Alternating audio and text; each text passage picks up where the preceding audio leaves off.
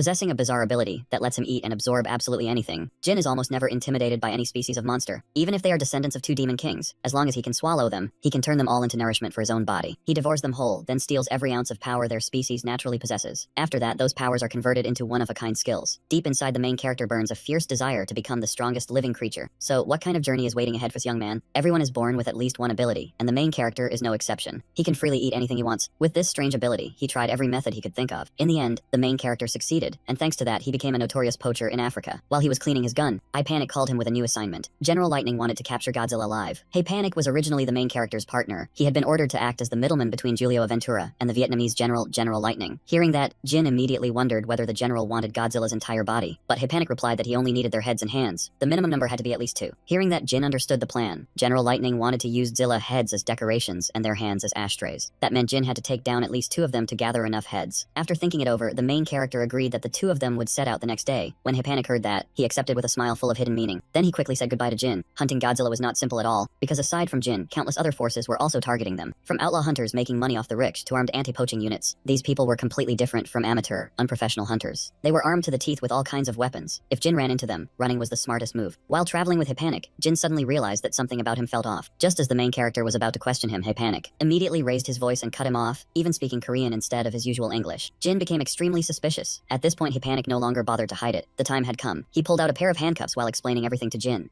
Panic had secretly been tracking the main character's footsteps for 10 whole years. Because of that, whether it was Korean, English, Japanese, or Haichung, every place Jin had ever set foot in, Panic had memorized the language spoken there. Faced with Jin's silence, Panic swiftly cuffed him and listed charge after charge, from murder, poaching, smuggling, and fraud, to involvement with outlaw organizations and trafficking white powder. Inside the prisoner transport vehicle, Panic could not hide his smug satisfaction at finally catching the main character. Jin stared at him with murderous eyes and asked directly about this mission. It turned out General Lightning was only a fake excuse. Panic was the one who had set the trap. He admitted it without hesitation. It had taken him 3 months just to get close to Jin, then another 3 months to win his complete trust. He even told himself he had to keep acting for the rest of his life. If this prisoner transfer were ever made into a movie, he deserved to win an Oscar. Just as Panic was getting excited, he received a call. The person on the other end reported that 2 moons had appeared in the sky. Before Panic could even recover from the shock, the smoothly moving vehicle suddenly began shaking violently. Unlike everyone else's panic, Jin remained completely calm. The reason he had entered the world of poaching was because he possessed the ability to eat anything, then transform using the power of whatever he had digested. Blue veins bulged across Jin's body. His teeth changed into shark teeth. His skin turned into tough pangolin scales. He was an internationally wanted criminal born in Korea. For money, Jin threw himself into every kind of crime, from sending people to the afterlife, to smuggling, fraud, and countless other offenses. He became infamous for using the money he earned to hunt rare beasts all over the world, then eat them. Because of that, the underworld gave him the nickname Beast Dealer.